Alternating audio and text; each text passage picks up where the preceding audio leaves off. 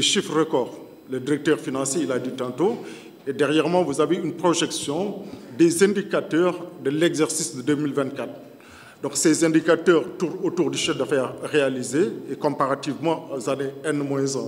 Donc le chiffre d'affaires réalisé en 2023 était à hauteur de 1,423 milliard.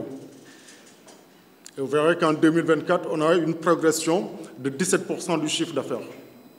Donc il tourne autour en valeur relative de 1,666 milliard. La valeur ajoutée également a connu une hausse de 21% en valeur relative. 1 020 en 2023, 1 237 millions en 2024. 1 milliard autant pour moi.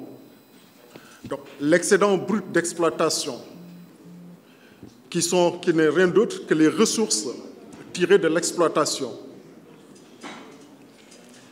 en 2024 dans 2023, était de 87 663 millions. En 2024, le BE est passé à 299 millions, avoisinant les 300 millions, soit une hausse en valeur relative de 242%. Le résultat d'exploitation, qui est le résultat des activités courantes de l'entreprise, du CICES, en 2023, le CICES était déficitaire à hauteur de moins 101 millions. En 2024, on a fait une progression, un bond en avant de plus de 182% en valeur relative, soit 83 708 000 francs. Le résultat net de l'exercice, en 2023, le CICES était encore déficitaire à hauteur de 102 millions. Cette année-ci, on a connu des bénéfices.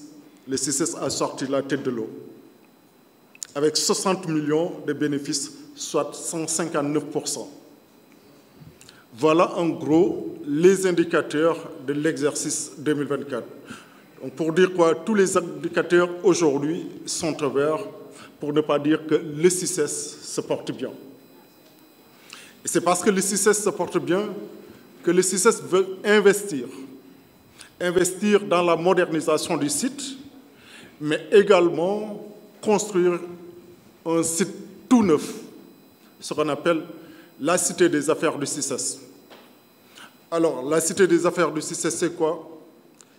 C'est l'existant qu'on va moderniser et également, c'est une nouvelle infrastructure, une infrastructure futuriste. Avec la complicité du régie, on va vous présenter le projet qu'on a pour le CICES, mais également vous présenter les projets hors infrastructure que nous avons. En termes de projet, on s'est dit, la FIDAC se tient depuis 1974 et elle se tient qu'à Dakar. Il est temps qu'on essaie de sortir de Dakar. Il est temps également qu'on épouse les politiques publiques en épousant le référentiel, la vision 2050, qui veut qu'aujourd'hui on soit présent dans les régions. C'est à cette idée-là que nous avons pensé à faire la foire des pôles régionaux, telle que déclinée dans le référentiel. Aujourd'hui, dans chaque capitale de pôle régional, nous avons prévu d'aller organiser une foire, histoire de montrer au monde tout ce que ces terroirs-là ont de richesse à montrer. Nous allons peut-être l'expérimenter cette année-ci en nous déplaçant un peu au niveau de la Petite Côte. Nous avons fait des séances de travail avec le maire de la commune de Saly, notamment, avec Saly Expo, qui également sera une première. Donc Saly Expo est prévu entre octobre et novembre. Donc ce sera une première, ce qui va nous préparer à d'autres foires dans les régions. Nous avons également fait une première cette année. La première, c'est l'Univers Salon avec le MESRI, le ministère de l'Enseignement supérieur, de la Recherche et de l'Innovation. Parce que j'ai dit, il faut qu'on revienne aux fondamentaux, il faut qu'on revienne aux missions principales du CICES. C'est de promouvoir tous les secteurs d'activité. Ainsi, nous l'avons fait avec le ministère de la Santé. Nous l'avons fait avec le ministère de l'Enseignement supérieur. Nous voulons le faire avec tous les secteurs d'activité, à le faire avec tous les ministères. Le ministère de la Culture également, on l'a fait lors du vernissage. Le FILDAC également, qui est le salon du livre et du matériel didactique. Ainsi donc, on veut s'ouvrir à tous les ministères. Donc ceci est un appel avec tous les ministères pour que nous autres, CICES, qui avons en charge de promouvoir tous les secteurs d'activité, de collaborer avec ces derniers pour pouvoir faire des salons sectoriels. Également, pour pouvoir faire des salons sectoriels, pour pouvoir attirer le monde, il nous faut une infrastructure de qualité. Raison pour laquelle, depuis que je suis arrivé, et dès longtemps même dans mon discours d'installation, j'avais déjà 3 axes majeurs. Il s'agissait de la digitalisation, qu'on a réussi avec Far Connect, avec CICES Ticketing, avec tant d'autres nouveautés. Il s'agissait également de mettre en place, de diversifier les activités. Diversification des activités que nous avons réussi en reprenant le CISDAC, qui n'a pas eu lieu depuis 2018, en reprenant la FILDAC pour le mois à venir, qui n'a pas eu lieu depuis 2019, si je ne me trompe, et également en faisant d'autres activités nouvelles. Ceci étant, je l'ai dit tantôt, il nous faut une infrastructure neuve pour pouvoir prétendre être ce hub commercial.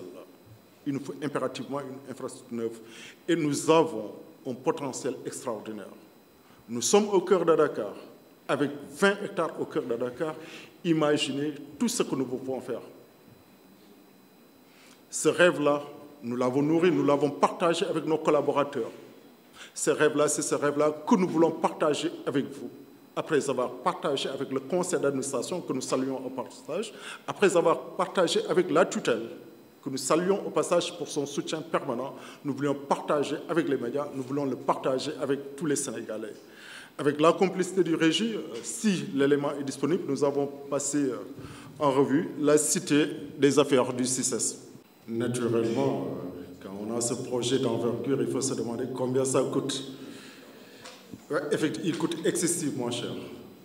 Excessivement cher, ce n'est pas moins de 250 milliards, d'après les études techniques que nous avons reçues. 250 milliards, ce n'est pas moins de 250 milliards. Mais rassurez-vous, Maria, je vous vois répéter milliards, rassurez-vous. L'investisseur ou bien le partenaire, lui, qu'est-ce qu'il cherche? Ce qui l'intéresse, c'est le retour sur investissement. Et pour lever des fonds, ici, facile.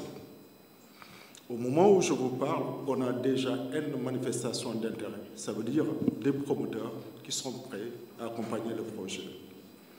Donc, il n'y a pas de souci du tout. On est sur 20 hectares, au cœur de Dakar, 20 hectares valorisés, au cœur de Dakar, ce n'est pas moins de 100 milliards. Donc, pour la levée de fonds, ne vous en faites pas. Les 250 milliards, ça ne cause pas de problème. Merci.